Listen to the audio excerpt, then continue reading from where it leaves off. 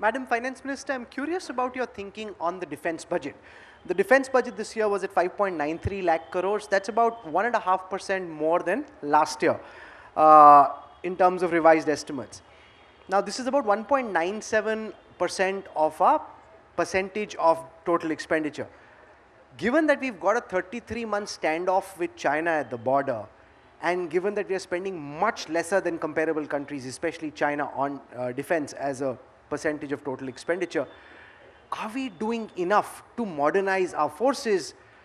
Opposition can say at the time of Rajiv Gandhi and for many years after that, the ratio of defense spending to total spending was much higher than it is on your watch. And this is a nationalist government which puts India's defense first. I would have readily answered this question on the face of it. But the moment you compared me with Rajiv Gandhi's budget for defense, what comes to my mind is Bofors. We've not done that. I concede we've not done that.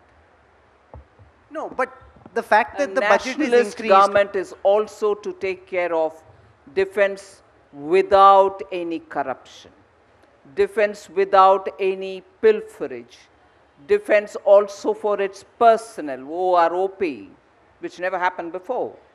And also, I want you to see defense also from the point of view of border area connectivity.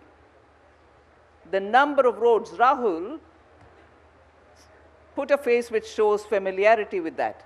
No, sure, of course. Don't be confused. No, that's true. You built border roads. Border roads, accessibility to the border areas, villages in the border areas, bridges in the border areas, accessibility for tanks and everything else to reach. Phenomenal work. That's defense budget also. It goes through the BRO.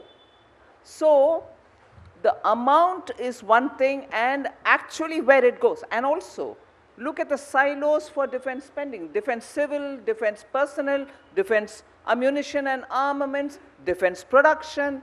Please put it all together. No, but if I remove the 1.3 lakh... This kind of a bifurcation or trifurcation never happened before. We are taking care of each one of their silos without letting down on any one of them. No, especially in the context of a live border face-off with China. If I take away the 1.38 lakh crores spent on pension payments for 35 lakh servicemen, the percentage of spending as a part of our GDP, as a percent of our GDP is only 1.5%.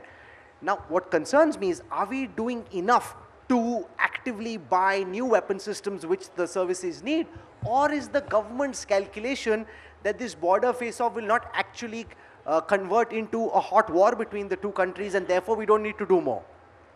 Rahul, again, I'm sure you're one of those who are familiar with the ways in which defense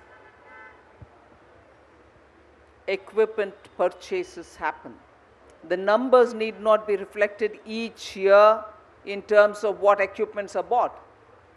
Between 16 and now, just look at Air Force's capabilities.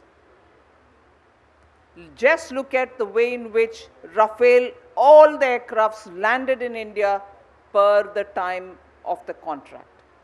Look at the way in which many of the things which are being made for defense is made in India. Those procurements are also for enhancing their abilities.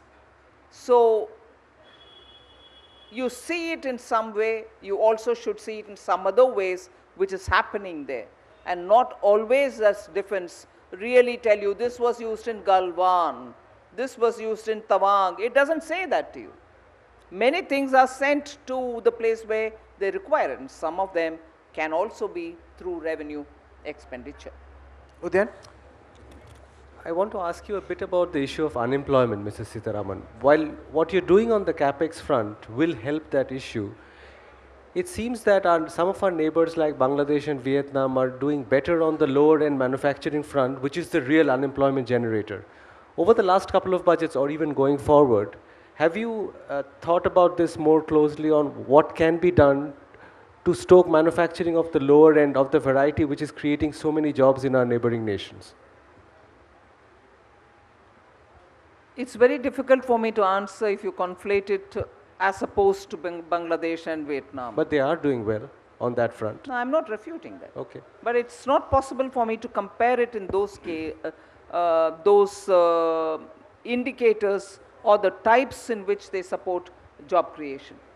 In India, at a stage at which Indian industries are, and at a time when industry expanding its capacities is also looking at how they would go about it, because most of them are looking at bringing in higher levels of technology, Industry 4.0, Web 3 and so on.